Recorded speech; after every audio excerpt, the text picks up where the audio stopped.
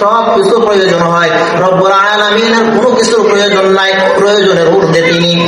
আল্লাহুস সামাদ, আল্লাহ তাবারক ওয়া তাআলা মুখাপেক্ষী। রব্বুল আলামিন পরিচয় তুলে ধরতেছেন লাম ইয়ালিদ ওয়া লাম ইউলাদ, আল্লাহ কারো থেকে জন্মগ্রহণ করে নাই, আল্লাহ থেকেও কোনো সন্তান সন্ততি জন্মগ্রহণ করে নাই। রব্বুল আলামিন শেষে বলতেছেন ওয়া লাম ইয়াকুল লাহু কুফুয়ান আহাদ, আল্লাহর সমকক্ষ কেউ নাই, আল্লাহর সমান হবে এরকম কোন ব্যক্তি, কোন সত্তা নাই। আল্লাহ পরিচয় তুলে ধরলেন আমানতু বিল্লাহ, আল্লাহ তাআলার উপর ঈমান আনছি, এই কথার উপর অটল থাকতে হবে। এই কথার উপর কি থাকতে হবে? অটল থাকতে হবে। ঈমান যেন এমন না হয় আমি আল্লাহর উপর ঈমান আনলাম, মাজারেও গিয়ে দুইটা সিজদা দিলাম, আল্লাহ কি ভাই ক্ষমতা নাই সন্তান দেওয়ার? কি বলেন? আল্লাহ সন্তান দেওয়ার ক্ষমতা আছে। সন্তান দেওয়ার মালিক কে? আল্লাহ রাব্বুল আলামিন। কোরআন কারীমের মধ্যে রাব্বুল আলামিন বলেন ইয়াহাবু লিমান ইয়াশাউ ইনাসা, রব্বুল আলামিন যাকে চান তাকে কন্যা সন্তান দান করেন।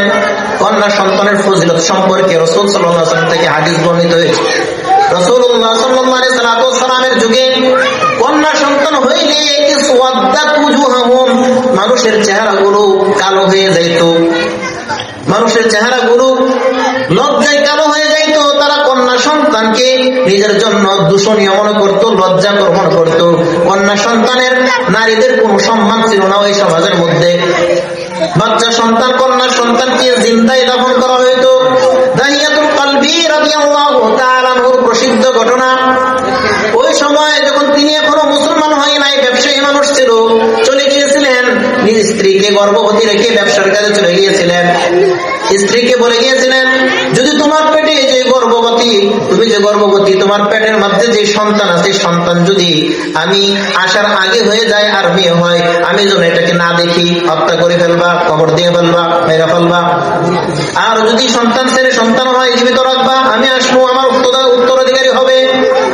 দাহিয়াতুল কলবি রাদিয়াল্লাহু তাআলা আনহু পরবর্তীতে মুসলমান হইলেন।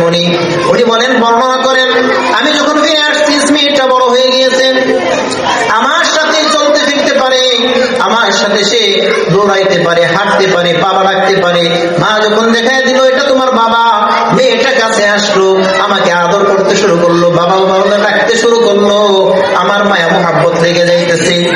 এমন অবস্থায় চিন্তা করলাম সমাজের মধ্যে মানুষ কি বলবে, সমাজের মানুষ কি বলবে, আমার মেয়ে সন্তান হয়েছে, লজ্জা আমি কিভাবে মানুষের সামনে মুখ দেখাইলো।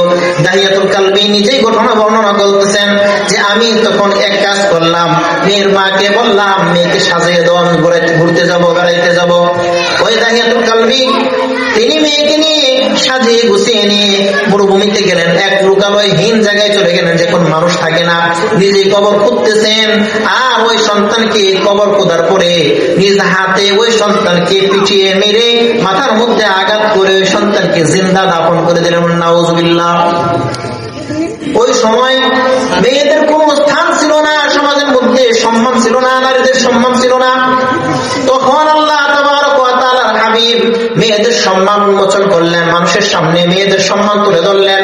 রব্বুল আলামিন আর হাবিব বলেন যে ঘরে 3টা মেয়ে জন্মগ্রহণ করবে আর তার বাবা মা তাকে সুন্দরভাবে ইসলামিক শিক্ষা দীক্ষা দিয়ে তাকে লালন পালন করবে, তাকে বড় করবে, উপযুক্ত করবে, বিয়ের উপযুক্ত করবে, বালিকা বানাইবে। ওই বালিকা হওয়ার পর তাকে একজন নেককার স্বামীর হাতে তুলে দিবে। রব্বুল আলামিন আর বলেন, রব্বুল আলামিন আর হাবিব বলেন ওই যে মা বাবা যে বাবা লালন পালন করলো, ওই বাবার জন্য জান্নাত আল্লাহ তাবারক ওয়া তাআলা ওয়াজিব করে দেন। সুবহানাল্লাহ। ওই বাবা জান্নাতি হয়ে যায়, আমি তার জন্য সুপারিশ করবো। নবী বলেন আমি তার জন্য সুপারিশ করব। এক সাহাবী ফজিলত শুনে বলতেছে রাসূলুল্লাহ যদি 3টা নয় কারো 2টা হয়, কারো যদি 3 মেয়ে নাই 2 মেয়ে আছে, আল্লাহ রাসূল বলেন 2 মেয়েকেও যদি সে ভালো ইসলামিক শিক্ষা দীক্ষা দেয়, দেওয়ার পর ভালো একটা স্বামীর হাতে তুলে দেয়, আল্লাহ তাবারক ওয়া তাআলা ওই বাবাকেও জান্নাত দান করবেন। সাহাবী বলেন যেভাবে রাসূল খুশি হয়ে বলতেছিলেন, আমি যদি জিজ্ঞাসা করতাম রাসূল 2 মেয়ে না কারো যদি 1টা মেয়ে হয়, তো রাসূল অবশ্যই বলতেন 1 মেয়ে হইলেও আল্লাহ তাবারক ওয়া তাআলা ওই বাবা মাকে জান্নাত দিয়ে দিবেন। মেয়ের ফজিলত আল্লাহ রাসূল নিজে বর্ণনা করছেন। আল্লাহ তাবারক ওয়া তাআলা বলতেছেন ইয়াহাবু লিমান ইয়াশাউ ইনাসা, আল্লাহ তাবারক ওয়া তাআলা তাকে মেয়ে দান করেন, ওয়াহাবু লিমান ইয়াশাউ যুকুর, আর যাকে চান তাকে ছেলে সন্তান দান করেন। ছেলেকে দান করেন আল্লাহ, মেয়েকে দান করেন আল্লাহ। আল্লাহ তাবারক ওয়া তাআলা আরেক ধরনের লোক মহিলা দুনিয়াতে আছে যাদের সন্তানাদি হয় না, যাদের চিকিৎসা করার পরেও সন্তানাদি হয় না, কবিরাজের কাছে যাওয়ার পরেও সন্তানাদি হয় না, দুয়ারে দুয়ারে ঘুরছে, কবিরাজ কত দেখাইলো, ডাক্তার কত দেখাইলো, সন্তানাদি হয় না, দেশ থেকে বিদেশে গেল সন্তানাদি হয় না।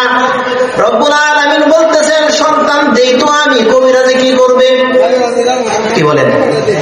সন্তান দেনওয়ালা আমি, ডাক্তারে কি করবে আমি যদি না দেই?